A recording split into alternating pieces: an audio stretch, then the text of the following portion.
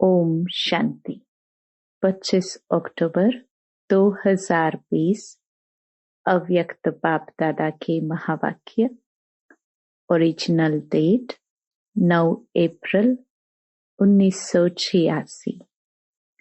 सच्चे सेवाधारी की निशानी। आज ज्ञान सूर्य, ज्ञान चंद्रमा अपने धरती के तारामंडल में सभी सितारों को देख रहे हैं। सितारे सभी चमकते हुए अपनी चमक व रोशनी दे रहे हैं। भिन्न भिन्न सितारे हैं। कोई विशेष ज्ञान सितारे हैं, कोई सहज योगी सितारे हैं, कोई गुणदान मूर्त सितारे हैं, कोई निरंतर सेवाधारी सितारे हैं, कोई सदा संपन्न सितारे हैं। सबसे श्रेष्ठ हैं हर सेकंड सफलता के सितारे। साथ साथ कोई कोई सिर्फ उम्मीदों के सितारे भी हैं। कहाँ उम्मीदों के सितारे और कहाँ सफलता के सितारे। दोनों में महान अंतर है, लेकिन है दोनों सितारे और हर एक भिन्न भिन्न सितारों का विश्व की आत्माओं पर, प्रकृति पर अपना अपना प्रभाव पड़ रहा है। सफलता के सितारे चारों ओर अपने उमंग उत्साह का प्रभाव डाल रहे हैं।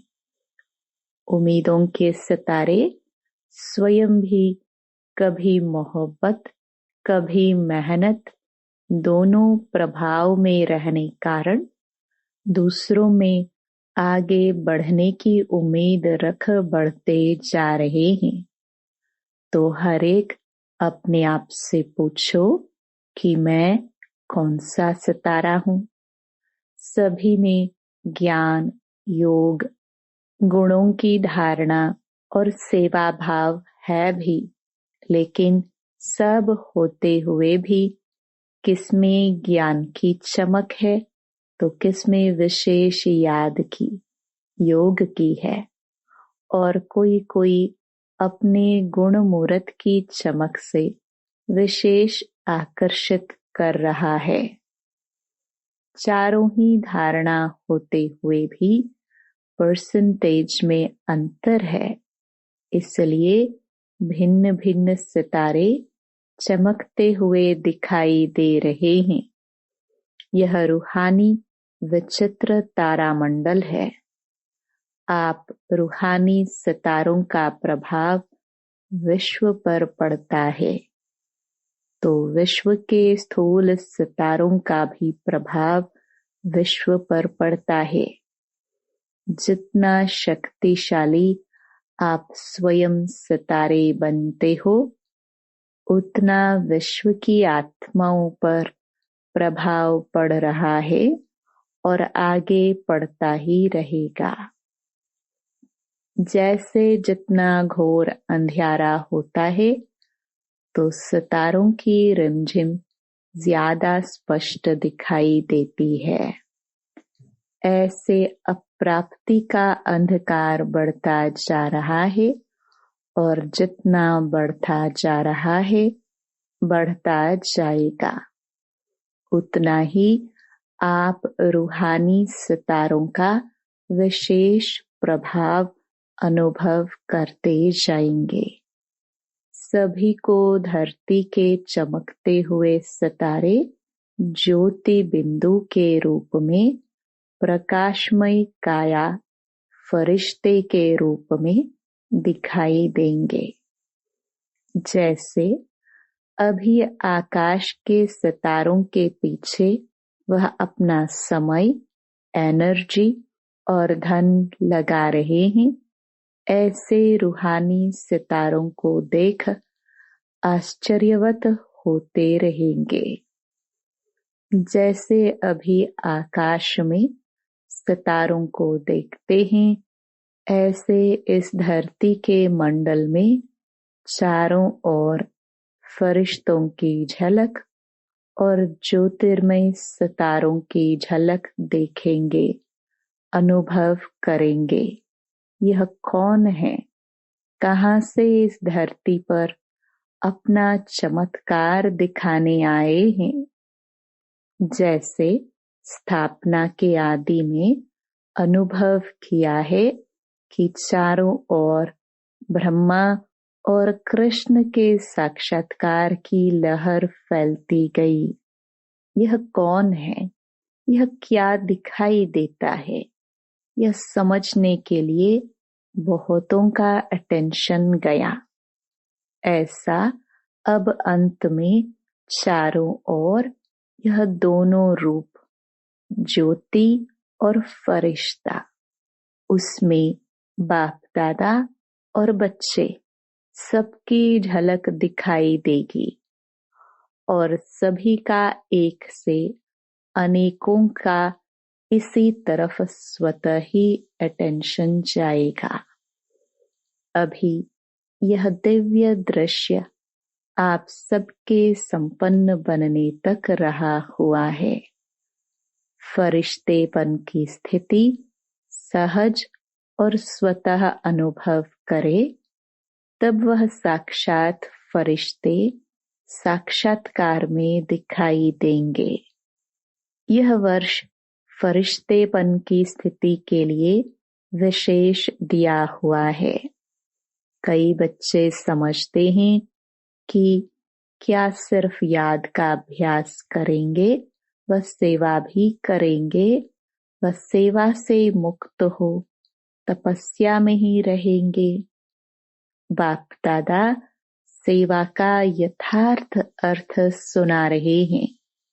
सेवा भाव अर्थात सदा हर आत्मा के प्रति शुभ भावना, श्रेष्ठ कामना का भाव।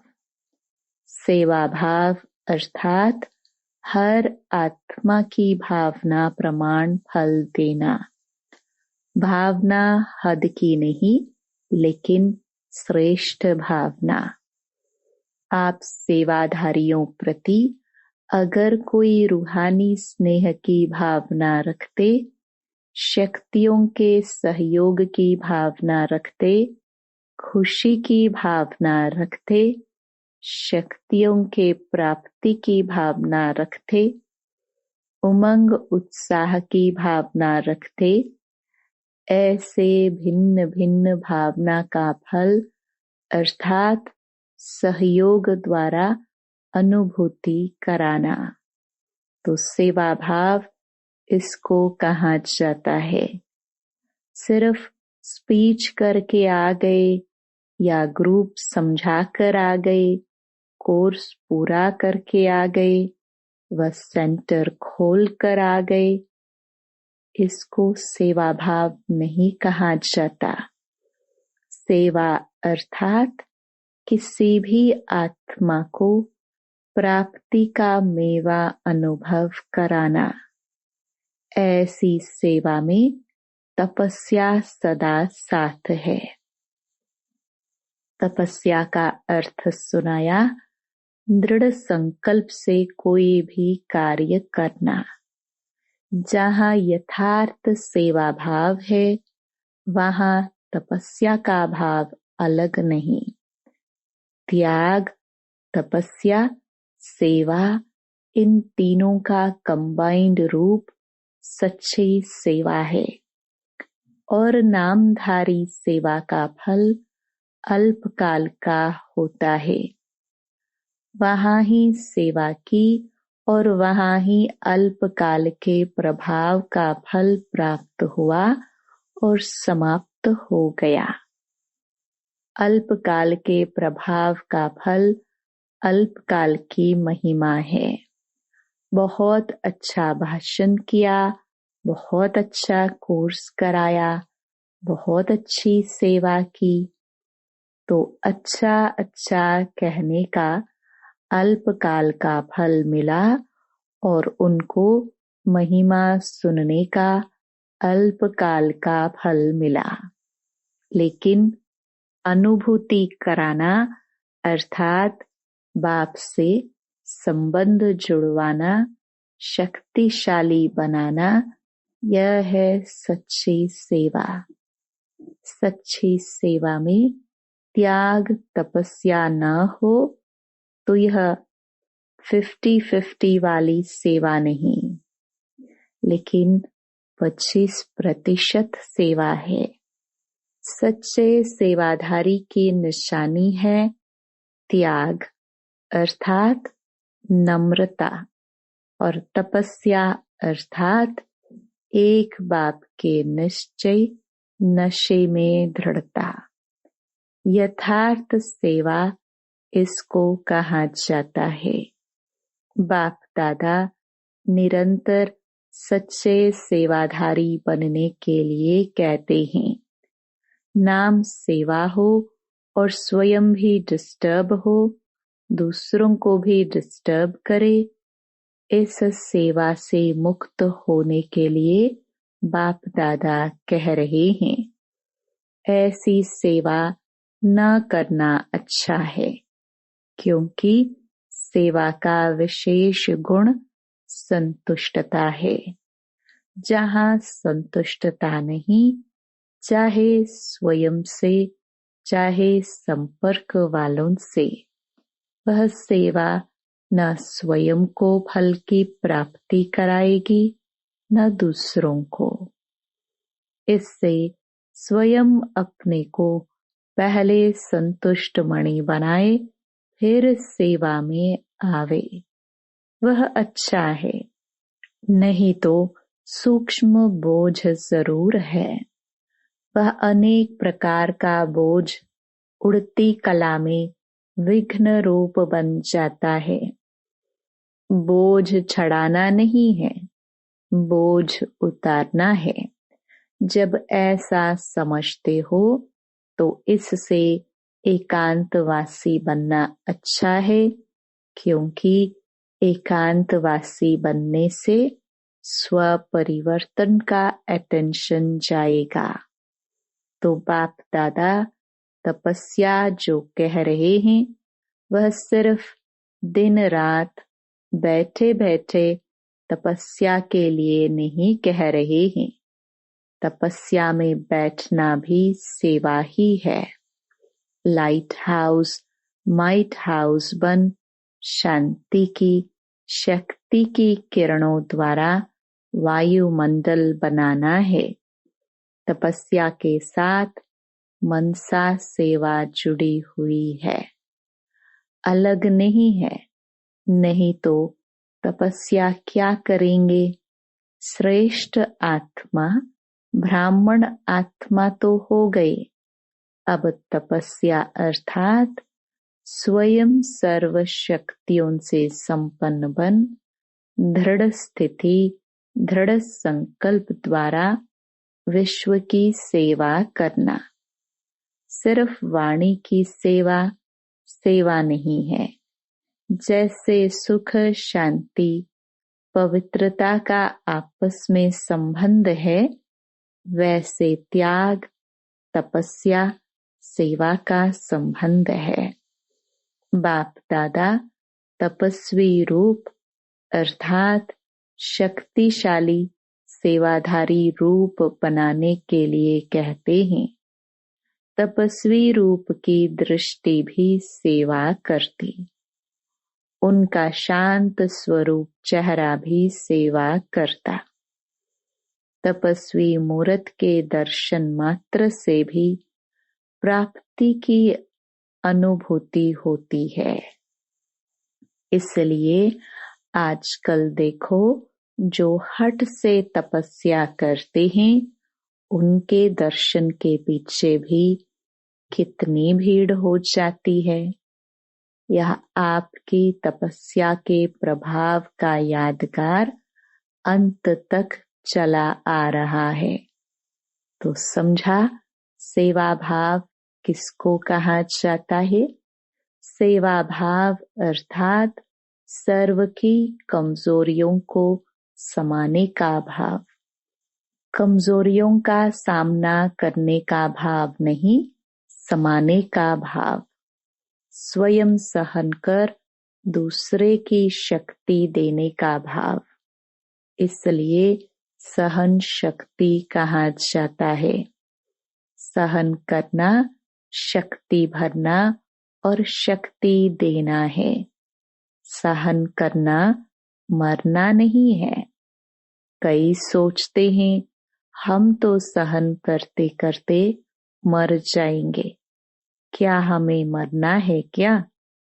लेकिन यह मरना नहीं है, यह सबके दिलों में स्नेह से जीना है। कैसा भी विरोधी हो, रावण से भी तेज हो, एक बार नहीं 10 बार सहन करना पड़े, फिर भी सहन शक्ति का फल अविनाशी और मधुर होगा।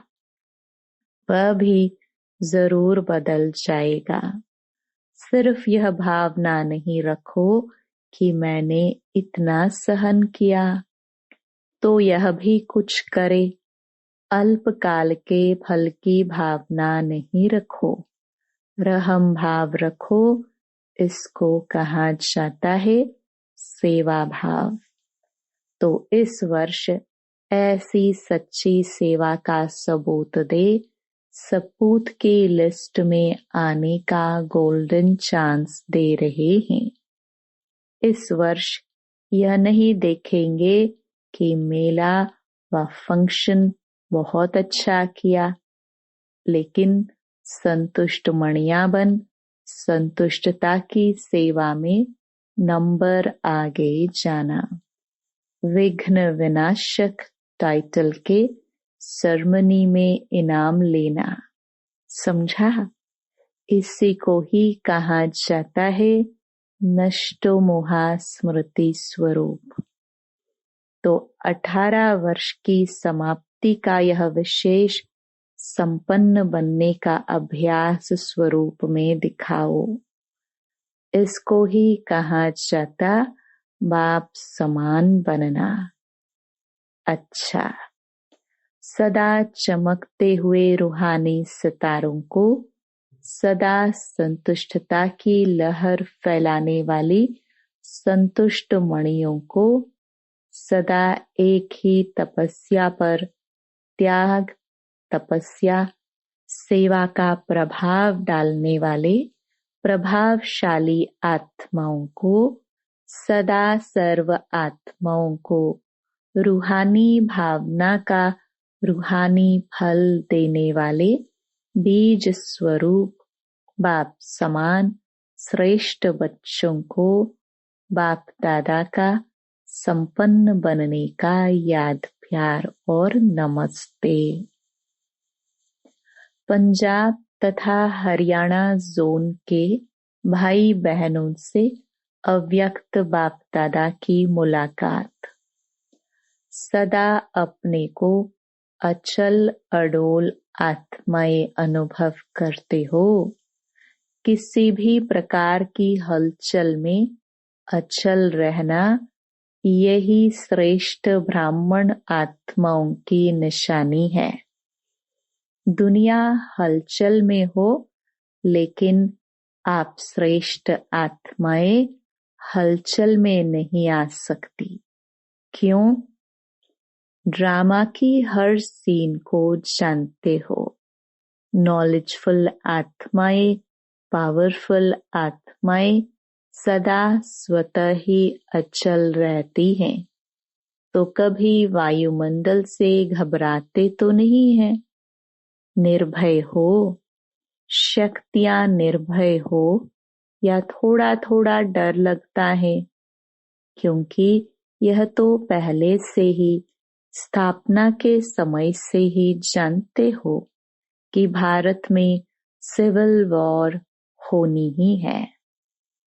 यह शुरू के चित्रों में ही आपका दिखाया हुआ है, तो जो दिखाया है वह होना तो है ना। भारत का पाठ ही सिविल वॉर से है, इसलिए नथिंग न्यू। तो नथिंग न्यू है या घबरा जाते हो? क्या हुआ, कैसे हुआ, यह हुआ, समाचार सुनते देखते भी ड्रामा की बनी हुई भावी को शक्तिशाली बन देखते और औरों को भी शक्ति देते। यही काम है ना आप सबका। दुनिया वाले घबराते रहते और आप उन आत्माओं में शक्ति भरते।